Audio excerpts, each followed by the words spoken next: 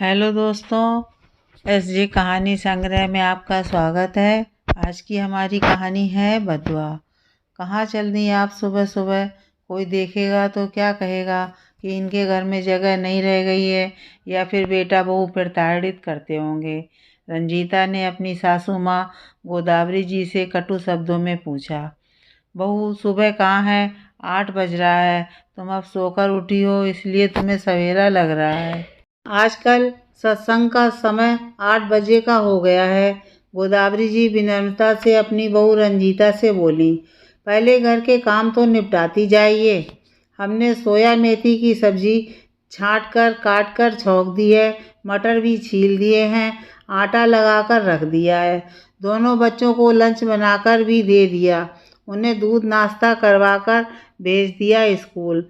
बच्चे कह रहे थे कि माँ नहीं उठी अभी तक, तो मैंने समझा दिया कि हम तो हैं तुम्हारी दादी माँ को आराम से सोने दो। अब हम चले, थोड़ी देर सत्संग में मन लगाएंगे, वहाँ बहुत अच्छा लगता है।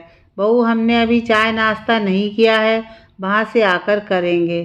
कहते हुए गोदावरी जी ने चलने के लिए अपनी छड़ी उठाई तो रंजीता ने झाड़ू पोंछा उनके सामने लाकर रखते हुए कहा, चाय नाश्ता तो बाद की बात है, जब काम करोगी तभी चाय नाश्ता भी मिलेगा।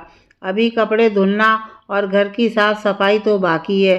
पहले पूरे घर में झाड़ू पोंछा लगाइए। बहू, अपने कपड़े तो हमने धोकर अलगनी पर सूखने डाल दिए, अब तो सिर्फ तुम्हारे और बच्चों के कपड़े हैं। हाँ, तो वो भी आप ही धोएंगी। आपको तो पता है मेरे हाथों में सर्फ साबुन से एलर्जी है, और ये सफाई भी आप ही करेंगी। एलर्जी तो हमें भी है, लेकिन हम भी अपने कपड़े तो धोते ही हैं। हमसे झुककर झाड़ू लगाते नहीं बनेगा और पोंछा लगाते भी नहीं बनेगा। गोदावरी जी लगभग गिड़गिड़ाते हुए बोली।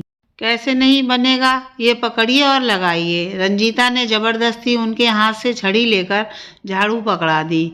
तब तक गोदावरी जी की सत्संग जाने वाली सखी प्रमिला जी उन्हें बुलाने आ गईं। बहू की तेज आवाज़ सुनकर बाहर ही ठिठक कर सुनने लगी थीं।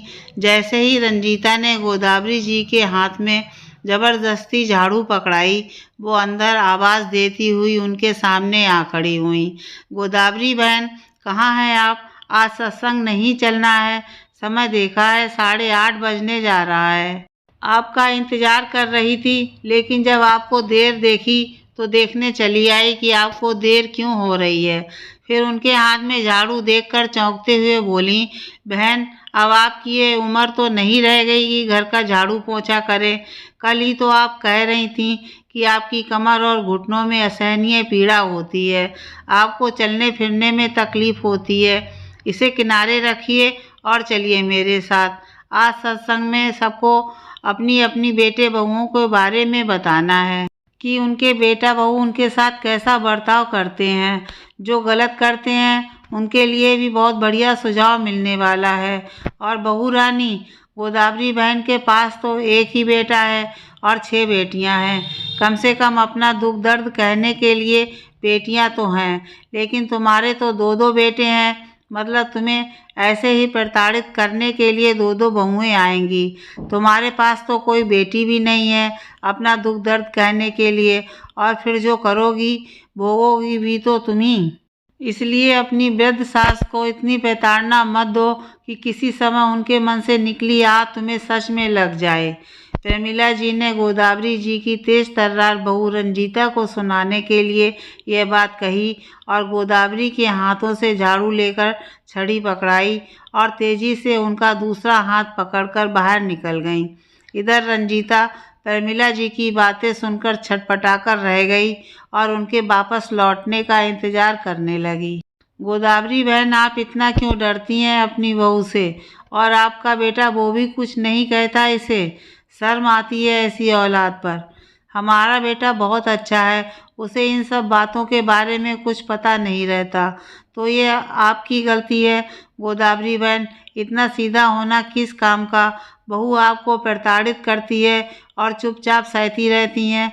मैं होती तो सबक जरूर सिखाती। हम कर ही क्या सकते हैं, बेटा बाहर रहता है। प्रमिला बहन, आज तक किसी से नहीं कहा, लेकिन आज तुमसे कुछ बताना चाहती हूँ। तुम कह रही थी ना कि आप अपनी बहू से कुछ कहती क्यों नहीं। हम सिर्फ इसलिए उसे कुछ नहीं कह पाते क्योंकि हम भी अपराध बोध में जी रहे हैं। हमने भी अपने बीते हुए कल में अपने सास ससुर और विधवा ननद को बहुत प्रताड़ना दी थी।